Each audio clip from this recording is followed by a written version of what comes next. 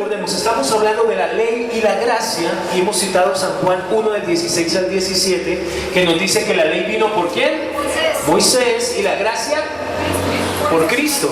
También estamos diciendo que siempre que el Nuevo Testamento o la Biblia habla de la gracia, también habla de ¿quién?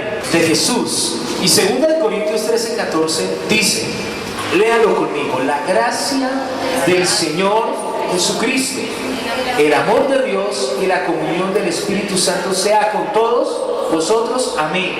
Pablo está despidiéndose de su carta y él está hablando de la gracia, pero la está relacionando con Jesús. Miren ahora Apocalipsis 22:21. Y mi punto es este: Jesús es gracia. Y si Jesús vive dentro de usted, ¿usted está lleno de qué? De gracia. ¿Y cómo debe vivir usted? En gracia. Para con Dios, para con los hombres. Y dice Apocalipsis 22:21, despidiéndose también del apóstol Juan.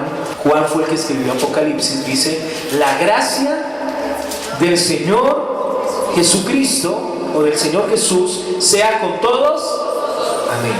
Fíjense que la gracia y Jesús están relacionadas. ¿Y por qué es tan importante entender la gracia y por qué es tan importante entender la ley? Porque la ley siempre tiene que ver con el exterior. La ley trata con el exterior, mientras que la gracia trata con el interior.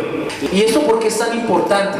Porque, ¿qué pasa si en un lugar no hay fuerza pública, no hay ley? ¿Cómo va a actuar la gente? Una anarquía, ¿cierto? Un caos. Usted ha visto en los noticieros, en el pueblito, que no hay fuerza pública y usted ve al profesor del pueblo con un televisor en el hombro y corriendo por la calle, saquean los almacenes. ¿Qué pasó ahí? No hay una ley, porque la ley solamente es una solución provisional. La ley solamente trata con el exterior. Es decir, que las personas necesitan, la gente que vive por ley, necesita que siempre haya un jefe ahí, porque si no está el jefe, ¿qué hace la gente que vive por ley? Se porta mal, hoy no va el jefe, te llega tarde, no trabaja, se mete al Facebook.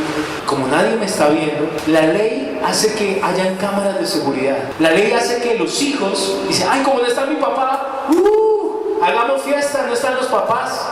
Pero cuando están los papás, usted los ve ahí sentaditos y juiciositos.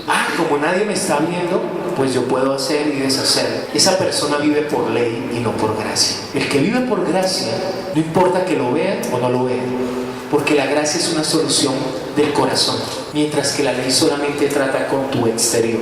La ley solamente es una solución provisional, solamente ayuda a que no exista caos, mientras que la gracia trabaja con el corazón de nosotros. No importa si todo el mundo está en desorden, yo puedo estar ahí sentado juicioso. ¿Por qué? Porque yo trabajo es con la gracia y no con la ley. La ley es una imposición que nos exige obediencia y que lo hacemos por temor al castigo.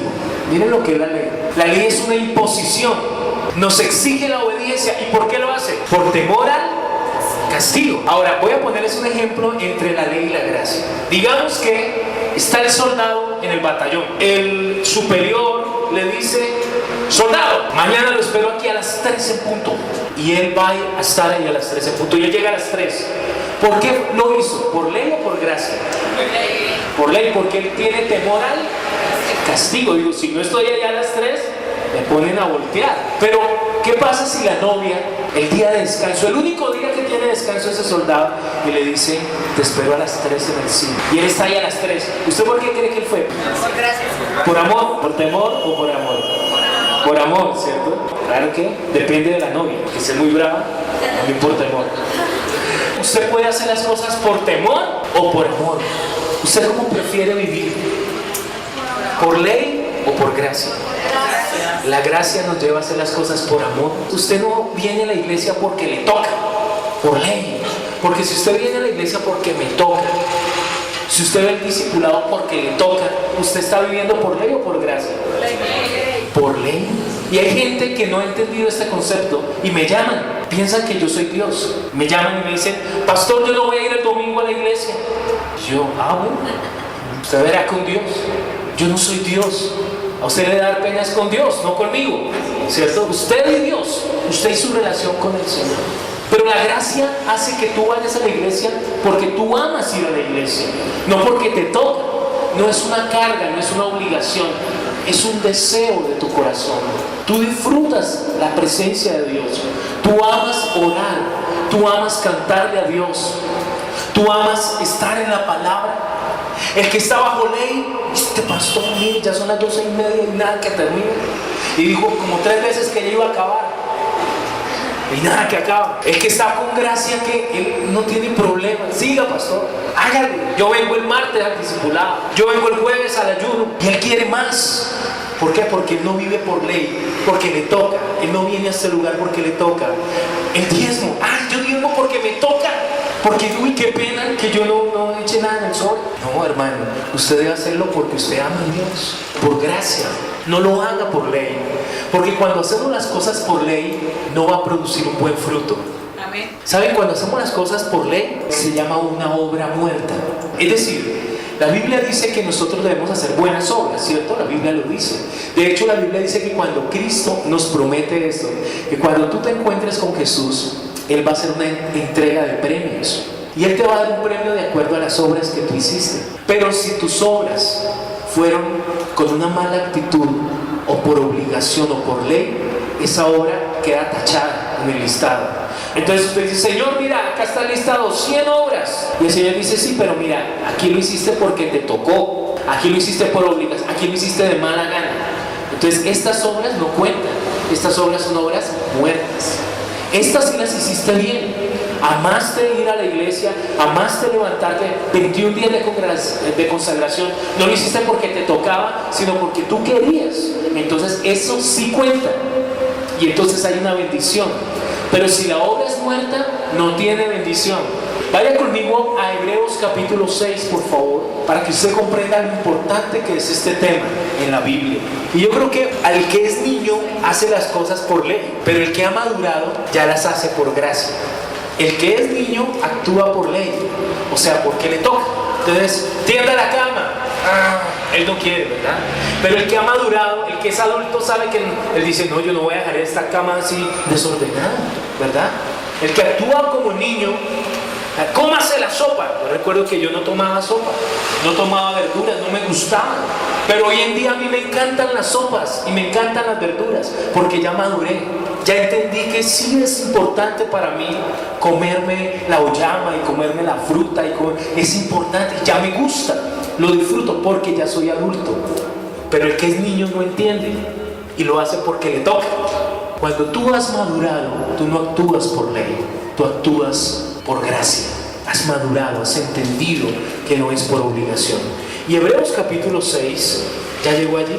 Amén. Y usted va a encontrar allí que Pablo está llamándole la atención a la iglesia. Hebreos no nos dice quién escribió la carta, pero por la forma en la que está escrita, la mayoría de teólogos y de pastores creemos que fue Pablo el que escribió esto. Otros dicen que fue Apolos. Y Pablo dice esto, o el escritor de Hebreos le dice a la iglesia, le dice que ya dejen de ser niños. Hebreos 5:11, leamos desde el 11, o sea, antes del capítulo 6. Dice, acerca de esto tenemos mucho que decir y difícil de explicar, por cuanto os habéis hecho tardos para oír. Porque debiendo ser ya, ¿qué deberíamos ser nosotros? Maestros, después de tanto tiempo. Miren que el tiempo sí es importante. Tenéis necesidad de que se os vuelva a enseñar cuáles son los primeros rudimentos de las palabras de Dios. Y habéis llegado a ser tales que tenéis necesidad de leche y no de alimento sólido. ¿A quién le da uno leche? Al bebé, ¿cierto? Al grande ya puede comer frijoles, parrillada, etcétera, ¿cierto? Pues usted no le puede dar eso a un bebé. Y luego dice, porque es inexperto. Y todo aquel que participa de la leche es inexperto en la palabra de justicia, porque es, ¿qué es? Niño. Pero el alimento sólido es para los que han alcanzado, ¿qué? ¿Cuál es el deseo de Dios para su vida? Madurar, hermanos. La madurez. Para los que por el uso tienen los sentidos ejercitados en el discernimiento del bien y del mal. Ahora sí, capítulo 6. Entonces Pablo dice, como ustedes son niños, ahora me toca volver a repetirles estos temas. Me toca volver a explicarles A, B, C, D, E, o A, E, I, O, U. Y entonces, ¿cuál es el A, E, I, O, U en la Biblia? Vamos a mirar. Por tanto, dejando ya los rudimentos, Hebreos 6.1, de la doctrina de Cristo. Usted tiene que saber quién es Cristo y eso lo enseñamos también en el discipulado. Vamos adelante a la perfección, no echando otra vez el fundamento, otro fundamento, el arrepentimiento ¿de qué? Obras muertas. Ya les expliqué que es una obra muerta, cuando tú lo haces por ley y no por gracia. La fe en Dios, otro rudimento. La doctrina de bautismos, otro rudimento. La imposición de manos. Así que hay gente que dice que la imposición de manos no es real, que si yo le pongo la mano acá a don Germán solo le transmito microbios y no más. Eso dice la gente, pero la Biblia dice que eso es elemental. De lo primero que uno tiene que aprender es que sí hay imposición de manos. Ahí lo dice la Biblia. Y dice de la resurrección de los muertos y del juicio eterno. O sea, de que hay un juicio y que Jesús viene. Debemos aprender estos temas, pero quiero enfatizar hoy las obras muertas. Cuando caminamos sobre ley, entonces lo que hacemos es una obra muerta, hermanos, y eso está mal. Vamos a mirar el ejemplo en la Biblia de una iglesia que vivía con obras muertas. Vamos a mirar Apocalipsis capítulo 3. Aquí quiero entrar en contexto, contarles un poquito de qué se trata. Jesús le está hablando a 7 iglesias. Y estas 7 iglesias eran iglesias reales en el momento en que Juan escribió Apocalipsis. Ellas estaban allí en Éfeso, en la Odisea. Y él le manda, y él le dice a Juan, le dice, escríbele al ángel que está en la Odisea. Y el ángel es el pastor que está en la Odisea. Porque ¿cuántos saben? La palabra ángel significa mensajero. Y nosotros los ministros hacemos un trabajo, no es que seamos ángeles literalmente, sino que traemos un mensaje de parte de Dios. Y entonces dice Apocalipsis 3.1, el mensaje a Sardis. ¿Cómo se llamaba la iglesia? Sardis. Ayúdenme a leer, por favor. Escribe al ángel de la iglesia en Sardis. ¿Quién es el ángel? El pastor encargado. El que tiene los 7 espíritus de Dios, o sea Jesús, y las 7 estrellas dice esto: yo conozco tus obras, que tienes nombre de que vives y estás muerto. O sea, es decir, ya es una iglesia, o sea, ellos han nacido de nuevo, ellos son cristianos, pero ¿cómo así que están vivos pero están muertos? Porque ¿cómo eran las obras de ellos? Muertas, porque vivían por ley. O sea, una iglesia puede estar muerta cuando hace todo porque le toca, por obligación. Dice versículo 2, sé vigilante y afirma las otras cosas que están para morir. Y yo quiero que usted revise en su vida si hay algo que usted está haciendo por ley o hay algo que está para morir en su vida. Porque no he hallado tus obras como perfectas delante de Dios. Cuando tú diezmas por obligación, esa obra no es perfecta delante de Dios. A Dios no le agrada. Cuando tú asistes a una reunión por obligación, eso no le agrada a Dios. Significa que entonces no vayamos al taller de discipuladores, porque como no es por ley, ¿cierto? Ese no entendió nada. No es eso lo que le estoy diciendo. Su carne no va a querer, madrugar, su carne no va a querer ayunar. ¿Qué prefiere su carne? ¿Televisión o oración? ¿Televisión? ¿Qué prefiere su carne? ¿Dormir o vigilar en oración? Dormir. O sea, su carne le va a decir que no lo hagas. Hazlo por gracia. No se trata de eso. Obligamos a nuestra carne a hacer cosas que no quiere hacer porque agradan a Dios, pero lo hacemos porque lo amamos a Él, porque tú amas a Dios. Por eso debes venir a la iglesia.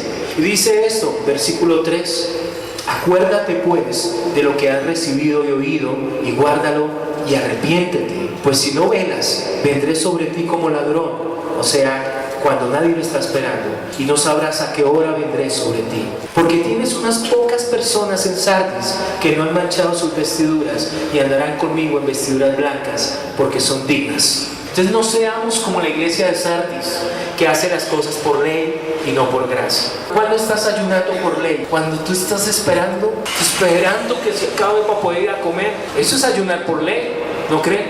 Pero el que ayuna por gracia está ahí metido en oración. Él está disfrutando su ayuno. Miren lo que dice Hebreos 9, por favor. Hebreos capítulo 9, volvemos a la carta a los Hebreos. Y dice el versículo 14, ¿cuánto más la sangre de Cristo, el cual mediante el Espíritu Eterno se ofreció a sí mismo sin mancha a Dios, limpiará vuestras ¿qué? ¿De qué nos quiere limpiar el Señor? ¿Para qué? Para que sirvamos al Dios. Es decir, Dios quiere que nos limpiemos, ¿saben por qué a veces hacemos las cosas? Para calmar la conciencia de pecado, porque vives bajo ley, te sientes mal. Y debemos sentirnos mal es porque queremos estar más con Dios y no porque hay una ley que está ahí sobre mí. Entonces Dios quiere limpiarte de las conciencias de pecado y de la obra muerta. Dios no quiere que vivas así, porque eso se llama religión. ¿Cuántos saben que la religión fue la que crucificó al Hijo de Dios? Los religiosos fueron los que lo llevaron a la cruz. Entonces Dios no quiere que seas religioso. Dios no quiere que vivas bajo ley. Dios no quiere que seamos como los fariseos, porque nos toca. La ley tiene que ver con temor. Para los que están anotando, esto es importante. La ley tiene que ver con temor, la gracia tiene que ver con amor. ¿Usted qué prefiere? ¿Que sus hijos le obedezcan por temor o por amor? Por amor. Por amor, ¿cierto? Y así es Dios. Dios no quiere que tú le tengas miedo a Él, pero Dios sí quiere que tú lo hagas, pero por amor. Así que trabajemos con esto. Muchos de nosotros fuimos criados en ley y en temor. Por eso repetimos la misma historia. La gracia es por una motivación interior, el amor de Dios que ha sido derramado en nuestros corazones. Por lo tanto, nosotros podemos caminar en gracia, porque la gracia de Dios es amor. Yo amo a Dios y por eso hago lo que Él me pide.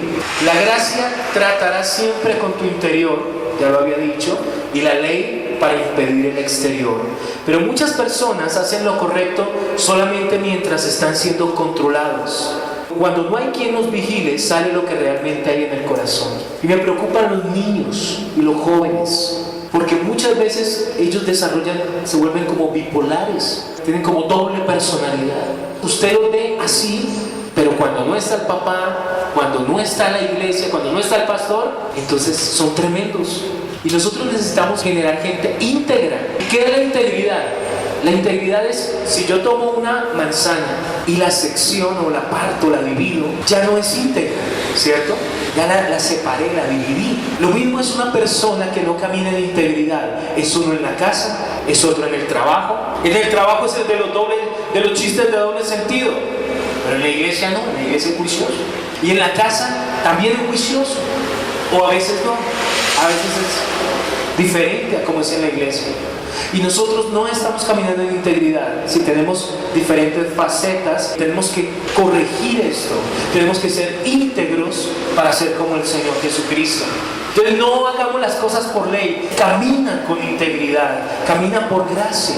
Ahora, ustedes recuerdan, en una ocasión yo puse este ejemplo, pero lo quiero repetir, lo quiero mencionar una vez más. En otra predicación lo había hecho. Y es acerca de lo que ocurrió en las primeras décadas del siglo XX con las personas aquí en Bogotá. ¿Cómo se vestía la gente aquí en las primeras décadas? Con ruana, sombrero. O sea, muy elegantes, ¿verdad? Algunos sombrero, algunos gabán, ¿cierto? Bufanda. ¿Por qué? Porque era más frío. Y había como un respeto, una elegancia, y aún en la forma de hablar, ¿verdad? Era como más recato. Pero, ¿qué pasó en el 48, el 9 de abril? El famoso Bogotazo, cuando produjo por el asesinato del candidato Jorge Eliezer Gaitán a la presidencia. ¿Qué hizo la gente? Tomó piedras, machetes, saquearon ahí donde tenían los policías las armas y empezaron a destruir la ciudad y mataron a otros hermanos colombianos, hermanos de patria. Y llegaron de tal manera que arrastraron a esta persona. O sea, ¿quién hace eso, Dios mío? Y yo, pero ¿qué pasó con la gente? Salió lo que había en él, corazón.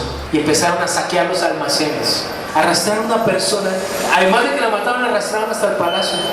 Y uno dice, monstruos. Pero en realidad es la naturaleza caída del pecado que está dentro de la gente, dentro de las personas. Y se controlan porque hay una ley. Pero cuando no hay ley, sale lo que hay en el corazón. Y Dios no quiere que seamos así, porque Jesús, ¿cómo llamaba a los fariseos? Les decía, hipócritas. Porque eso es una persona que por ley se porta bien, pero no ha solucionado de corazón. Tenemos que apelar a la gracia de Dios para solucionar de corazón a los problemas. La Biblia dice en Mateo 12:34, Mateo 12:34, porque de la abundancia del corazón habla la boca. Y a lo que quiero hacer referencia es que de lo que hay en tu corazón, eso es lo que tú vas a hacer cuando estás solo, sin vigilancia. La verdadera ética viene del corazón, no solamente es fingida por temor, es algo de corazón. La ley ayuda a controlar el caos, pero no resuelve el problema del corazón. Trata con el hombre externo, mientras que la gracia con el hombre interno. Quiero que veamos otro problema que ocasiona o otra cosa que produce la ley. Está en Éxodo 20. Éxodo 20 del 18 al 19. Pero yo no quiero que usted haga las cosas por ley. Yo quiero que si usted viene a esta iglesia, venga porque usted ama a Dios, ama la presencia de Dios, ama venir a este lugar. Usted ama hacer las cosas para el Señor y no por una ley. Mire lo que dice Éxodo 20 del 18 al 19. Dice: todo el pueblo observaba el estruendo y los relámpagos. Imagínense esto. Moisés está allí en el monte Sinaí. Dios le dijo a Moisés: dile al pueblo que se preparen, porque yo voy a descender sobre el monte y le voy a hablar a mi pueblo. Porque el deseo de Dios siempre ha sido desde el principio tener una relación cercana con nosotros, como en el Edén. La Biblia dice que el Señor descendía en las tardes y venía y hablaba con Adán y Eva. Y eso es lo que Dios quiere hacer hoy en día. Y Dios le dijo al pueblo: dígale que se alisten. Resulta que cuando eso sucedió, dice que ellos empezaron a observar estruendos y relámpagos y el sonido de la bocina y el monte que humeaba. Y viéndolo el pueblo, ¿en qué entraron? En el temor, temblaron y se pusieron ¿cómo? De lejos. Lo que ocasiona la ley es que tú tengas temor y te alejes de Dios. Y dijeron a Moisés: habla tú con nosotros y nosotros oiremos, pero no hable Dios con nosotros para que no muramos. La ley nos aleja de Dios, pero la gracia nos acerca a Dios. Cuando tú entiendes que Dios es bueno y Dios te ama, tú quieres estar cerca de Él, que Él tiene las puertas abiertas. De hecho, vaya conmigo a Hebreos 4:16, sin olvidar esta escena, esta imagen de Éxodo. Hebreos 4:16. Acerquémonos. Miren lo que te dice Dios. ¿Qué te dice Dios?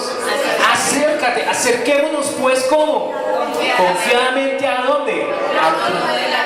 ¿De qué está lleno el trono de Dios? ¿De ley o de gracia?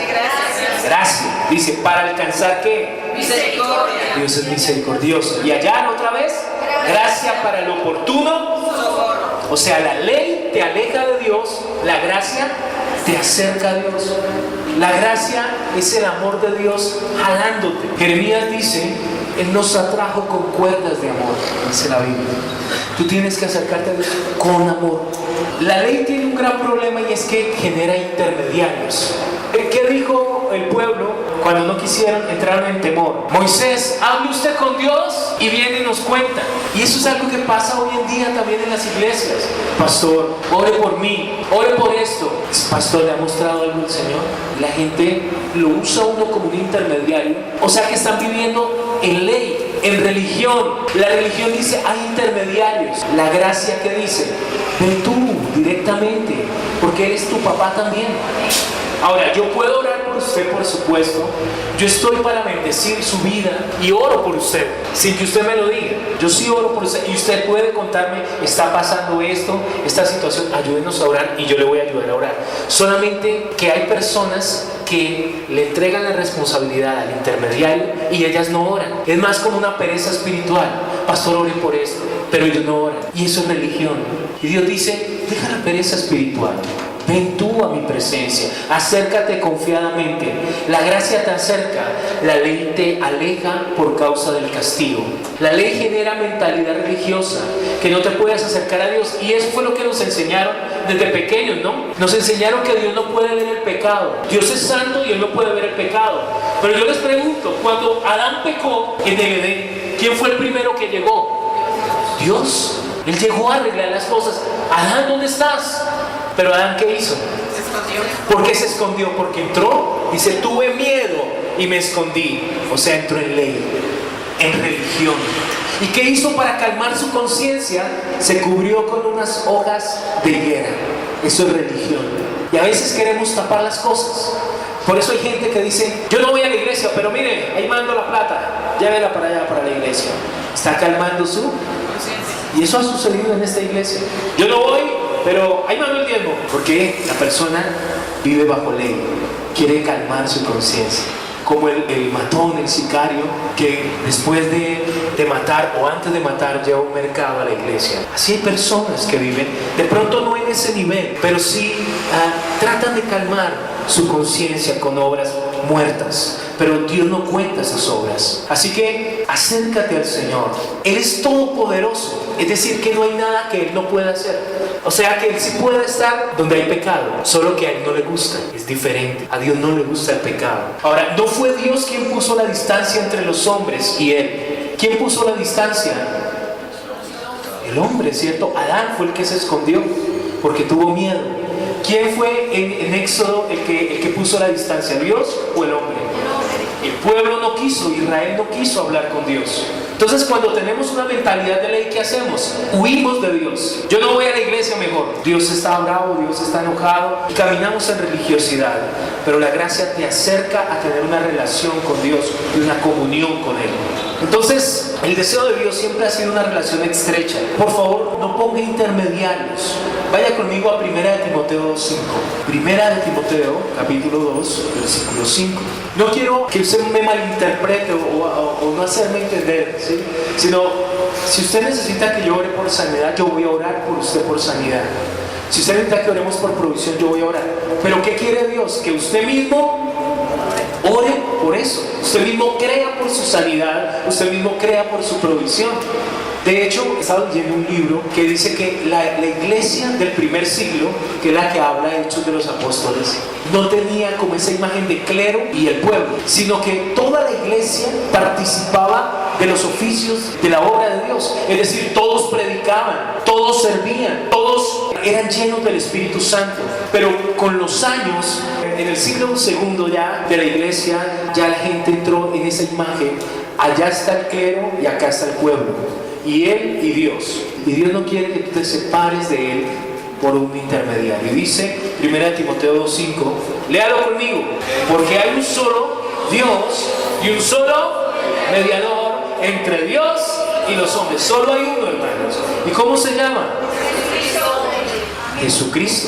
Él es el único intermediario. Así que no levante intermediarios entre Dios y usted. Nosotros somos unos colaboradores de la obra de Dios, los pastores, los dones ministeriales, pero tenga una cercanía a Él.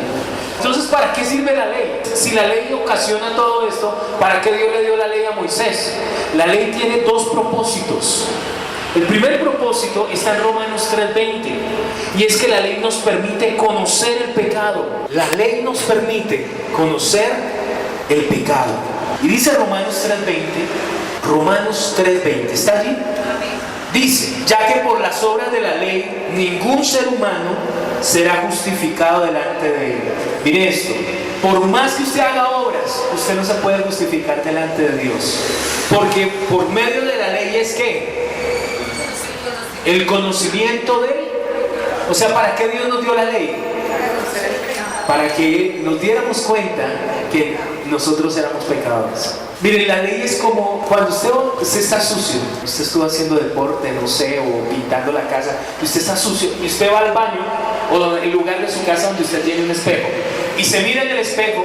¿Qué hace el espejo? Le muestra que está mal en usted, que usted está despeinado, que usted tiene la cara sucia. Eso hace la ley. La ley es un espejo que te muestra lo que está mal.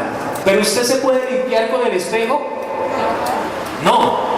O sea, ¿la ley te puede limpiar? No. ¿La ley es la solución al pecado? No. Tú necesitas ir al agua, al jabón y bañarte. Y eso es la sangre de Cristo. Eso es la gracia de Dios. Es decir, la ley solo nos muestra que estamos en pecado, pero la gracia nos lava, la sangre de Jesús nos limpia. Ahora, si yo salgo acá, a la calle, con una grabadora, a entrevistar a la gente, y salimos acá y le pregunto a estas personas que están ahí, les digo, por favor, vamos a hacer una entrevista, colabórenos. Dos preguntas. Número uno, ¿usted considera que es una persona buena? ¿Ella qué va a decir? Que sí, sí, sí. Sí, yo soy bueno. ¿Y tú vas a ir al cielo? Segunda pregunta, ¿qué va a decir? Que sí. Sí, la mayoría dice que sí. La mayoría dice que sí va al cielo, ¿cierto? La mayoría dice que son buenos y que van a ir al cielo. ¿Por qué? Porque ellos no son conscientes de su pecado. ¿Cómo hacemos para que ellos sean conscientes del pecado? ¿Qué le muestra el pecado a una persona? La ley. Entonces yo le hablo de la ley. Ahora, hay gente a la que yo le he evangelizado y le digo, señor Jorge, Dios te sana. Dios dice, ah, sí, pero yo estoy sano, yo no tengo ninguna enfermedad. Ah, ¿y ahora cómo le predico esto? Dios te provee, pero yo tengo empresas y tengo dinero. Sí, yo sé que Dios me provee, pero yo estoy bien, no tengo que ir a la iglesia. Jesús predicó, arrepentidos, porque el reino de los cielos se ha acercado. Juan el Bautista dijo, arrepentidos, porque el reino de los cielos se ha acercado. Pedro dijo, arrepentidos y bautícense en el nombre del Señor Jesucristo. ¿Cuál es el mensaje del Evangelio? Señor Jorge, mire, la Biblia dice que tú no estás andando bien. No, pero yo soy bueno. Sí, vamos a ver qué dice la Biblia. Y la Biblia misma, no yo, sino la Biblia, le va a mostrar qué está mal en Jorge y que él se tiene que arrepentir. Y aquí viene el segundo propósito de la ley, y es que la ley nos muestra la necesidad de un Salvador. Es decir, que nosotros mismos no podemos salvarnos por nuestras obras.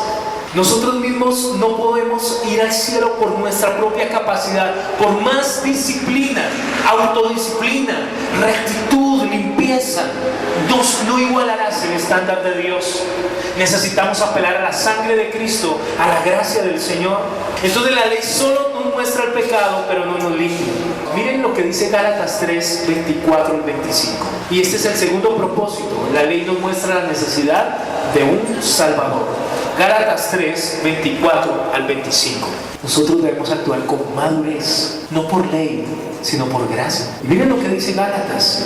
Léanlo por favor conmigo en voz alta. De manera que la ley ha sido nuestro ayo. ¿Para qué? Llevarnos a Cristo, a fin de que fuésemos justificados por la fe, pero venida la fe, ya no estamos bajo. Miren esto, la palabra ayo era el guía. La ley ha sido nuestro guía para llevarnos al Salvador, a Cristo. O sea, la ley nos está mostrando, tú solo no te puedes salvar, tú necesitas a Jesús. Toda la ley, todo el Antiguo Testamento apunta a la persona de Jesucristo. ¿Para qué? Para que seamos justificados por la fe, hermanos. La ley nos está demostrando que nosotros no podemos ser justificados por obras. Tú puedes regalar 100 mercados en alguna parte de necesitados, de escasez, y eso no te va a justificar, solo la fe en Jesucristo. Pero venida la fe, o sea, cuando ya vino la fe, cuando tú ya tienes fe, ya no estamos bajo ayo, o sea, bajo guía, bajo ley. Y la gente piensa que no necesitan a Dios, pero se están muriendo sin Dios. La gente necesita la gracia de Dios. Usted dirá, bueno, y si la cosa está tan difícil, ¿qué hacemos nosotros? Pues usted tiene a Cristo, y si usted tiene a Cristo, tiene la gracia de Dios. Pero viva por gracia. El problema es que usted me dice, sí, yo sé, yo tengo la gracia del Señor, pero el diablo va a venir a acusarte. Es allí donde tienes que tomar la decisión de apelar a su gracia y no entrar en culpas, en conciencia de pecado. Ahora, si la ley es todo esto, ¿qué es la gracia entonces? Dice Isaías 59 del 1 al 2. He aquí que no se ha cortado la mano de Jehová para salvar, ni se ha agravado su oído para oír. Versículo 2, Isaías 59, 2. Pero vuestras iniquidades han hecho división entre vosotros y vuestro Dios, y vuestros pecados han hecho ocultar de vosotros su rostro para no oír. Miren esto, Isaías nos dice en el versículo 2, 59, 2, vuestras iniquidades han hecho división entre vosotros y vuestro Dios. ¿Qué causa el pecado? Una división ¿entre quién? Entre Dios y los hombres. Fue lo que ocurrió en el huerto, ¿no? Yo les he enseñado. Dios le dijo al agua, produzcan peces, y le dijo a la tierra, produzcan plantas. ¿Qué pasa si usted separa una planta de la tierra? Se muere. Y si separa un pez del agua, se muere. Dios nos produjo, nos hizo a nosotros, Él mismo, y si nos separamos de Dios, morimos. Y el pecado nos separa de Dios y causa muerte espiritual. Ahora, si el pecado es como un muro que nos separa de Dios, ¿cuál es la solución? La solución es la sangre de Jesucristo. Tu fe en Jesús es parte de la gracia, y esto te vuelve a acercar a Dios. Así que tú debes apelar todos los días a la gracia. Pastor, y si yo ya soy cristiano y cometo pecados todavía, dice Primera de Juan 1:9, vaya allí por favor. Dice, si confesamos nuestros pecados, Él es fiel y justo ¿para qué? Perdonar nuestros pecados y limpiarnos de toda. O sea que si tú fallas, Dios te quiere limpiar, pero tienes que ir donde Él. El problema es que la mayoría de las personas, cuando pecan, se alejan de Dios en lugar de acercarse a Él. Cuando empecé en la vida cristiana, como era un niño, era un bebé, cuando venía el Señor, Señor, perdóname por este pecado. Volví a los 8 días. Señor, otra vez la embarré. Perdóname. Y así como a la 30 vez, qué vergüenza, Señor. Y ya pensaba, no, yo como que no voy a volver porque qué pena yo otra vez haciendo. Y el Señor me dijo, no dejes de venir a mi presencia. No dejes de venir a mí porque yo te puedo transformar. Porque es yendo a la presencia de Dios es donde Dios nos cambia.